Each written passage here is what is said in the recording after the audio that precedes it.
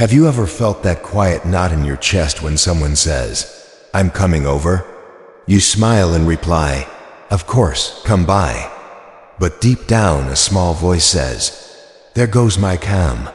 If that sounds familiar, you're not strange, and you're definitely not alone. Today, we're uncovering why some people dread having guests over, even when they truly like the people visiting. For some, hosting feels exciting. The noise, the stories, the shared moments. But for others, home means something else entirely. Home is sacred ground. It's where the mask drops, the body relaxes, and the world finally stops asking for more. When someone steps into that space, even a close friend, something shifts. The atmosphere changes. The quiet disappears. A subtle tension settles in.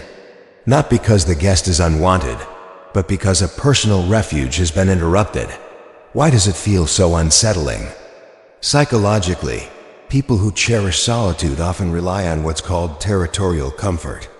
Their home isn't just walls and furniture, it's an emotional reset. Every sound, every habit, every corner is familiar and controlled. When a guest arrives, it's like tossing a stone into still water.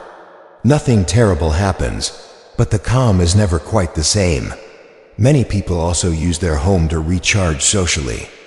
Outside, they're attentive, friendly, switched on.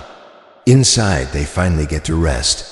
So when someone visits, even someone they love, that public version of themselves comes back online. And that effort quietly drains them, like a battery, slowly ticking down without warning. Here's a truth few admit. Some of the kindest, most caring people feel instant relief the moment the door closes behind a guest. Not out of rudeness or dislike, but because silence feels like air after holding your breath. Psychologists note that these individuals often have strong emotional boundaries. They don't reject others. They protect what keeps them balanced. To them, home isn't a stage. It's not a performance. It's who they are when no one is watching. That's why they prefer meeting friends elsewhere: cafes, parks, neutral spaces where their inner world stays untouched. For some, the sensitivity traces back to childhood homes where visitors meant stress, noise, or pressure. Even years later, guests can awaken tension they never chose. And here's what matters most. There's nothing wrong with protecting your space. You can love people deeply and still need solitude. You can care and still guard your peace. Because for some, real comfort is a quiet room, a familiar seat, a warm cup of tea, and the soft sound of their own thoughts. So, do you feel this way too? Share your experience in the comments, and don't forget to subscribe.